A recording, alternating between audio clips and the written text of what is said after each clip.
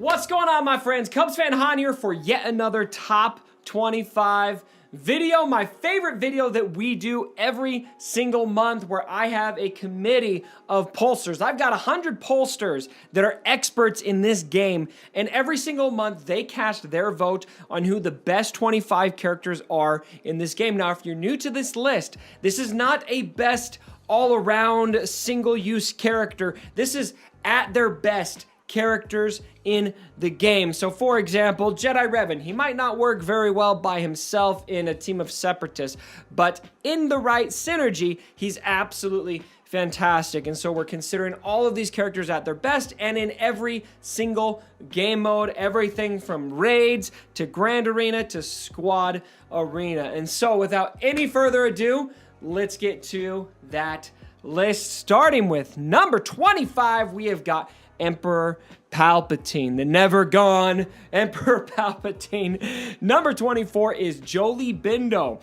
Anakin comes in at number 23. Now, this is his first appearance on this list ever, and this is obviously since his rework, and I think with the addition of Padme, we finally have some really legitimate Anakin synergy. It's about time that the Chosen One ended up on this list. I mean, come on. It's the Chosen One. How have we made it almost 4 years into this game without the Chosen One being at the top of our list? I'll take the bottom, but at least he's at the party. At least he's at the party. Bosk comes in at number 22. Number 21, HK47. R2-D2 in at number 20. 19 is Nest. Scion is number 18.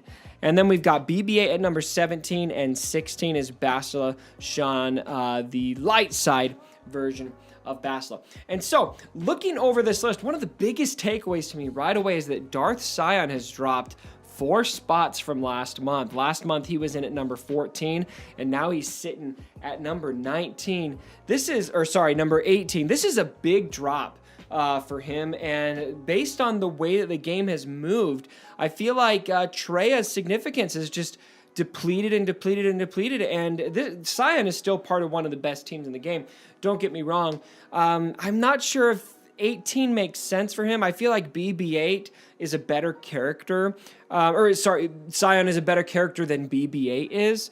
And BB-8 climbed 2 spots from 19. And so I'm not sure that quite the viability of that Treya team is on the decline right now, especially with the Galactic Republic coming in and that kind of thing. I always notice Bosk is on this list. He's in at number 22. He did fall 2 spots, and I'm pretty confident that Jango is just a better bounty hunter. I really like what Jango does to the bounty hunters, that synergy he brings, the burn mechanic, preventing the turn meter gain, granting bounty hunters resolve to all the bounty hunters, and that speed boost that he gives to those teams. It's a great counter to Night Sister teams in Grand Arenas. We've seen that. I'm discovering that on a personal level now because I'm actually doing it. And so I feel like Jango is really underrated, and Bosk is the one who always makes this list. And then the last character I want to talk about in this group of 10 characters is going to be HK47, who fell 4 spots. Look, pollsters, this doesn't make sense. This is really weird to me. HK47 is part of the meta team right now. The meta for Grand Arena, the meta for Squad Arena. Maybe he doesn't have as much raid use. I mean, he's still going to have pretty decent raid use. Not the same level as like the Jedi Revan teams will have. But that's really the only knock I got on this guy. He's really hard to kill. I've been working really hard on my my Darth Revan counter teams right now, with trying to find ways to beat Darth Revan without using my own Darth Revan. And the biggest issue I run into every time is I can get Darth Revan out, and then I'm trying to get HK47 out before he just mauls over my Jedi, and he just recovers health so fast. It gets so difficult to take care of him. And so and the amount of damage he can push out on just about anyone.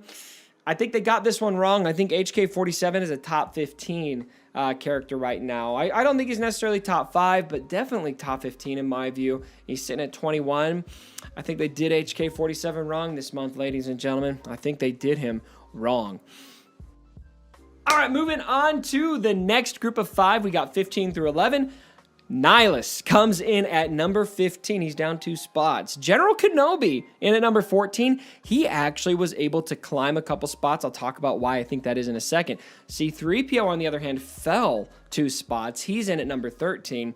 Han Solo stayed the same, right at number 12. That's where he was last month. That's where he was this month. And then Rey Jedi Training fell a spot out of the top 10. Her first time outside of the top 10. Now, General Kenobi makes a ton of sense to me. It's not just his rework, it's Padme.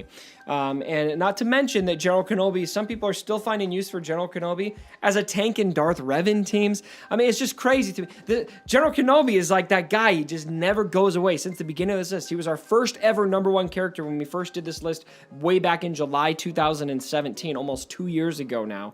And he's consistently been in our list. He's, fluctuated as the metas have changed, but he keeps finding relevance.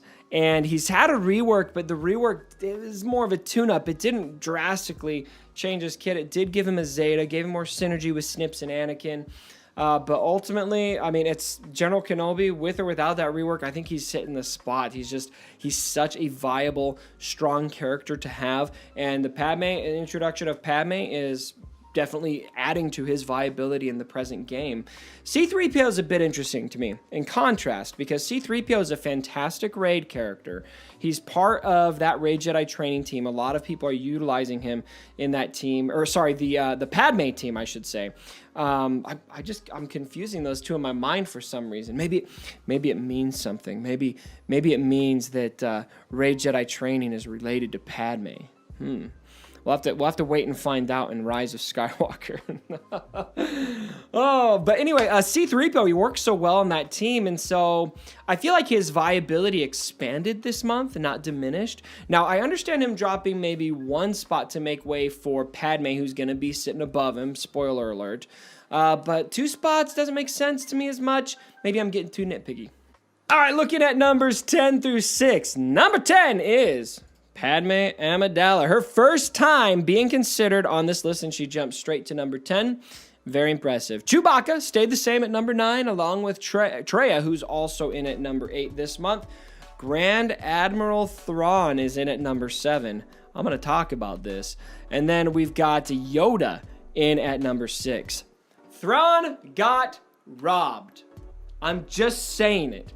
Thrawn is better than this. Now, don't get me wrong. I don't feel like Thrawn is the #1 character in the game right now. I don't think he's the best character in this game. But he is the best anti-meta character in this game. Thrawn always counters the meta, no matter what. He is the best standalone character in this game, arguably. I think Nest might be able to make a case for that, but I think Thrawn is probably it. This isn't a best standalone characters list. We're considering these characters at their best and their best synergies. But Thrawn right now, one of the most viable counters to Jedi Revan, or to Darth Revan teams right now, is Jedi Revan with Thrawn. Get a fracture off over on your boy Darth Revan. You've got to have a fast Yoda, get that tenacity up, or a fast Thrawn to beat Bastila Fallen, and then it works pretty well. Probably the most reliable counter we've got so far.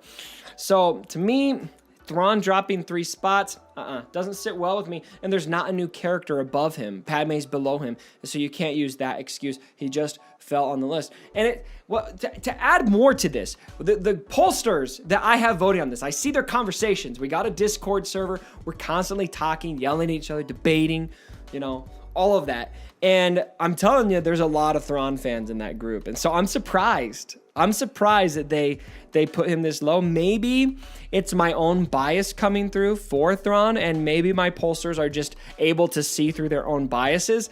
But to me, Thrawn being just really establishing himself once again as such a strong anti-meta character, helping people beat those Revan Malak teams, I feel like Thrawn should be a top 5 character for that. And then finally, we have got the top 5. Drum roll, please, ladies and gentlemen. Number 5, Commander Luke Skywalker. He stayed the same. He was at number 5 last month. Number 4 is Bastila Fallen. Her first appearance in the top 5, and this to me makes a ton of sense. I think she's rated right.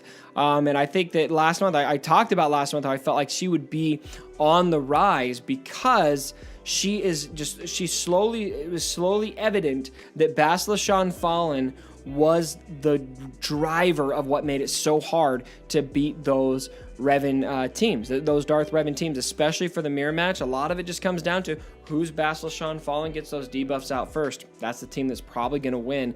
A character like that, where the speed is that important, now love it or hate it, I've got my issues with 1 point of speed being the difference between winning and losing, but it just shows you how valuable that character is. So this is right, Basilisk Fallen at number 4.